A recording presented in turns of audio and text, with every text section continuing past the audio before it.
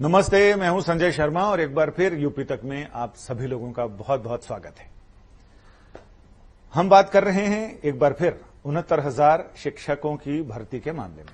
उत्तर प्रदेश में 69,000 प्राथमिक शिक्षकों की भर्ती होनी है और वो लगभग 1.5 साल से ज्यादा हो गया और ये मामला अभी तक यूं ही कोर्ट कचहरियों के चक्कर लगा रहा है।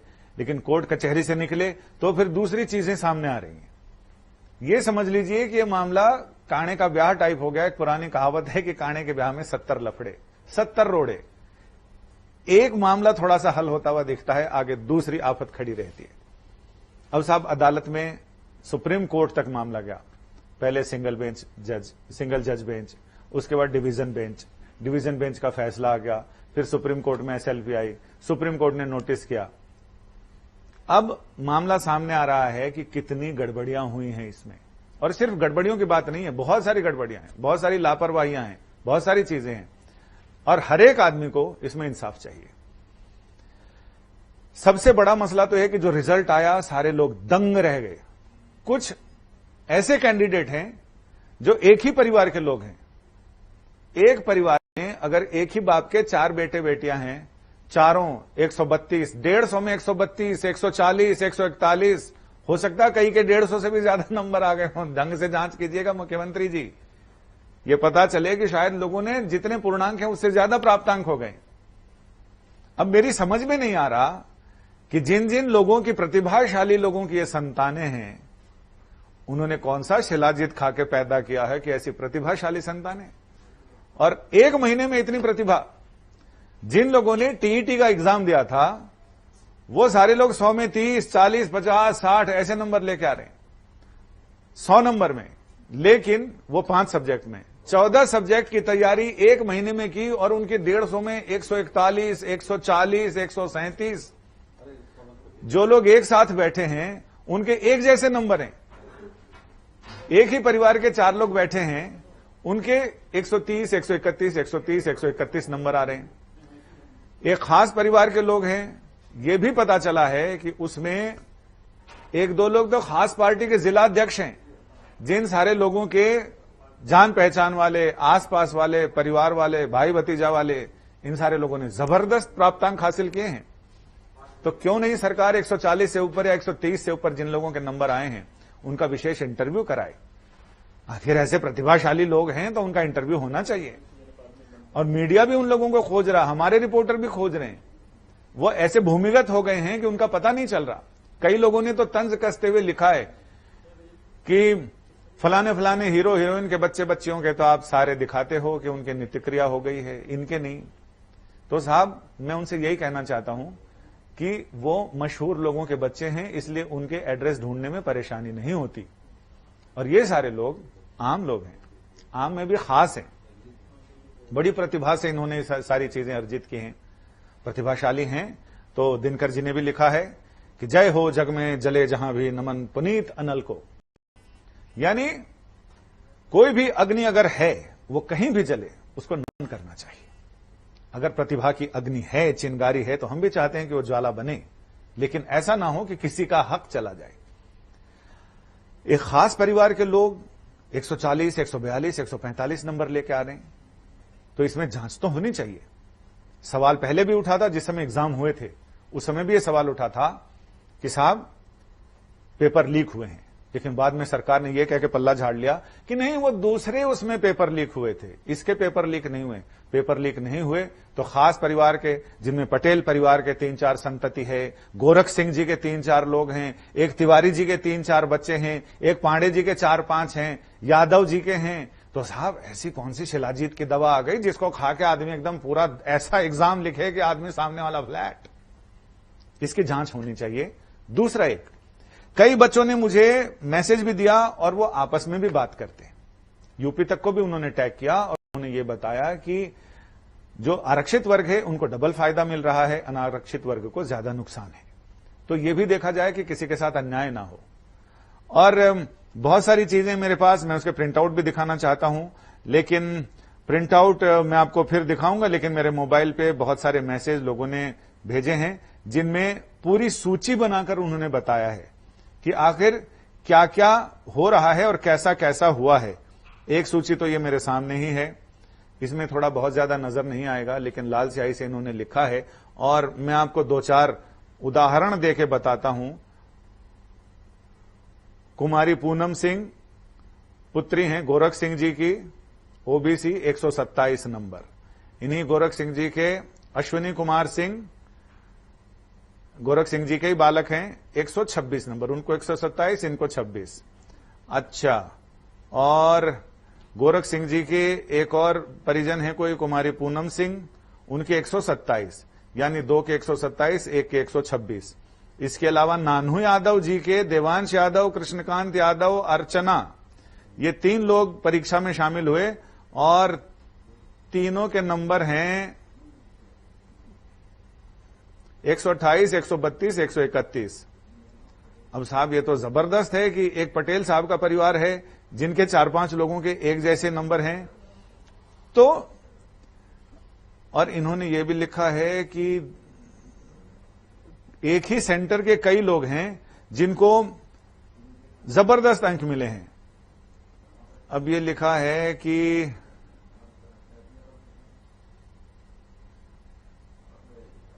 एक ही सेंटर से लोग हैं जिनको 129, 125, 126 नंबर मिले हैं। इसमें पिताजी का नाम तो नहीं लिखा है, लेकिन संध्या यादव, राजकुमार मौर्य और महिमा, ये सारे लोगों का जिक्र इसमें है। कुछ लोगों ने यह भी कहा है कि जब टीईटी का एग्जाम दिया तो उनके शायद 100 में से बहुत कम नंबर आए। 1 महीना 1.5 महीना बाद सीटेट का एग्जाम दिया, उनके 140, 142, 145 कौन सी कुंजिका घोल के पी गए पता नहीं। ये सारी चीजें पूरे तंत्र पर सवाल खड़ा करती है, शासन तंत्र पर, जिसके बारे में पीठ थपथपाते नहीं थकते हमारे मुख्यमंत्री और शिक्षा मंत्री, बेसिक शिक्षा मंत्री, कि हम अपने यहां कोई अन्याय नहीं होने देंगे। उत्तर प्रदेश को उत्तम प्रदेश बनाना है, लेकिन ये प्रदेश तब बनेगा जब लोगों का भरोसा आपके तंत्र में रहेगा। लेकिन इस तरह की चीजें होंगी तो भरोसा नहीं होगा। हमारी टीम तो लगी हुई है इन सारे कैंडिडेट्स को ढूंढकर इनसे पूछने की कि भाई साहब आपने कौन सी कुंजी कैसे घोल के पी ली जिससे कि आपको 150 में 140, 42, 45 नंबर आपके आए। अगर प्रतिभा इतनी जबरदस्त है तो उनको अलग से सम्मानित किया जाना चाहिए। और किसी तरह का कोई घोल है, कोई झोल है, तो फिर उसकी जांच भी होनी चाहिए। बिहार में जांच हुई थी और जिस समय टॉपर से इंटरव्यू लेने जब हमारी टीम के लोग पहुंचे तो वो 4 लाइन सही से लिख नहीं पाए। तो ऐसे लोगों को या तो घूंघट में रखे सरकार, क्योंकि किसी न किसी दिन तो उनका पता चलेगा और उस समय फिर सरकार के लिए ये बताने को नहीं होगा कि आखिर उनको कौन सी प्रतिभा चयन परीक्षा में इतने नंबर मिले। प्रतिभा अगर है तो उससे किसी को कोई गुरेज नहीं, लेकिन बिना प्रतिभा के अगर है तो इसका मतलब वो किसी योग्य आदमी की जगह ले रहा है। और जहां तक बात है 40-45% की, मैं इस मामले में व्यक्तिगत रूप से मैं इससे सहमत नहीं हूं कि एक 30, 35, 40, 45% अंक लाने वाला शिक्षक, उम्मीदवार शिक्षक हो और नई पीढ़ी को तैयार करे। अंकों की बात नहीं, अगर वो 4 लाइन अच्छे से साफ साफ लिखे, शुद्धता के साथ, गणित भाग के हिसाब आए, हिंदी अंग्रेजी अच्छे से हो, तो कोई दिक्कत नहीं है उनके हाथों में अपने नौनिहालों के कमान सौंपने में और भविष्य को उनके हाथों में रखने में। लेकिन अगर वो 4 पंक्तियां खुद शुद्ध से लिख नहीं सकते, बोल नहीं सकते, 2 और 2 4 का हिसाब नहीं लगा सकते, अंग्रेजी में भी हाथ तंग है, तो फिर आप खुद सोचें कि क्या आप अपने बच्चों को ऐसे शिक्षकों के हाथ में देना पसंद करेंगे। कोई दूसरा विभाग होता जिसमें एलडीसी, यूडीसी का मामला हो या कोई और मामला हो, उसमें तो आप कम प्रतिभा को भी चला सकते हैं, लेकिन ये शिक्षक का मामला है। शिक्षक पूरे राष्ट्र का गुरु होता है, पूरी एक पीढ़ी का गुरु होता है। क्या सरकार चाहेगी, और यहां तो मुख्यमंत्री की कुर्सी पर गुरुजी बैठे हुए हैं, तो क्या वो चाहेंगे कि ऐसे लोगों के हाथों भविष्य छोड़ दिया जाए। सुप्रीम कोर्ट में भी मामला चला, मैं उस समय सुनवाई में था। सुप्रीम कोर्ट ने भी ये कहा कि जो शिक्षा मित्र हैं उनके साथ किसी तरह का अन्याय ना हो, उनके साथ छेड़छाड़ ना हो। और कोर्ट ने यह भी हिसाब मांगा है कि कितने शिक्षा मित्र ये 69,000 की परीक्षा में पास हुए हैं। 8,000 कुछ 100 कुछ ऐसा आंकड़ा ये था। कोर्ट ने 6 जुलाई तक ये सारी चीजें मांगी हैं और 14 जुलाई को सुनवाई की अगली तारीख दी है। लेकिन बहुत सारे अभ्यर्थियों को यह लगता है कि इस बीच में कुछ न कुछ ऐसा घपला होगा, क्योंकि जो सरकारी तंत्र है वहां से भी जो छन छन कर खबरें आ रही हैं, उनका यह कहना है कि जून के पहले हफ्ते में या दूसरे हफ्ते में नियुक्ति पत्र दे दिए जाएंगे, बाकी कोर्ट में जो होगा सरकार निपट लेगी। लेकिन उनको यह डर है कि इस हड़बड़ी में कहीं ऐसा ना हो कि ये 142, 141, 131, 136, 135 ये बाजी मारना ले जाएं, और जो सही में प्रतिभाशाली हैं, जिन्होंने अपनी मेहनत के बल पे नंबर हासिल किए हैं, कहीं वो फिर से ठगे ना रह जाए। तो ये जिम्मेदारी हमारी तो है, हम तो वॉच डॉग हैं, लेकिन सरकार की ज्यादा बनती है जिनके नाम पर ये सारी चीजें चलती हैं। पिछली सरकारों ने अपने अपने हिसाब से अर्हता और शर्तें रखी और भर्तियां की, जिनमें 40 और 45 अधिकतम, न्यूनतम नंबर इतने कट ऑफ सेट किए कि 45% नंबर अगर जनरल क्लास के हैं तो उन्हें भर्ती मिलेगी, और 40% अगर रिजर्वेशन कोटे के यानी SC/ST क्लास के हैं तो उनको शिक्षा मित्र बनाया जाएगा, शिक्षक बनाया जाएगा। लेकिन अब की ये सरकार अगर 65 और 60% कट ऑफ रखती है तो मेरा मानना है कि ज्यादा प्रतिभाशाली लोग उसमें आने चाहिए। लेकिन ज्यादा प्रतिभाशाली के चक्कर में यह ना हो कि किसी खास पार्टी के खास जिलाध्यक्ष ने अपने प्रतिभा का इस्तेमाल करते हुए इन सारे लोगों को आगे बढ़ा दिया, तो ये नई पीढ़ी के लिए तो नुकसानदेह होगा। और इसमें हम अभी से, ये हमारी कोशिश है कि लोग जागरूक हों। लॉकडाउन चल रहा, लॉकडाउन का ऐसा फायदा ना हो जाए कि अगली सारी पीढ़ी का भविष्य ही लॉकडाउन हो जाए।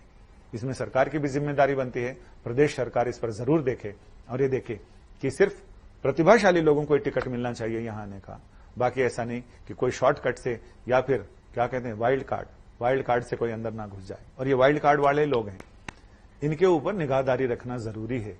अगर निगाहदारी ना हुए तो सावधानी हटी और दुर्घटना घटी, और ऐसी दुर्घटना घटेगी फिर नई पीढ़ी फिर कैसे निकलेगी। अभी जैसे निकल रहे हैं यूपी के प्रतिभाशाली लोग, फिर इससे भी ज्यादा प्रतिभाशाली निकलेंगे, क्योंकि जिस तरह से शिक्षक पास होकर आया है वो कोशिश करेंगे कि वो उनके भी विद्यार्थी, उनकी भी आगे वाली नस्लें वैसे ही निकलें। फिर सोच लीजिए भविष्य कहां रहेगा, राज्य का भविष्य, देश का भविष्य, और ये हम सारे लोगों का आपके ही हाथों में है।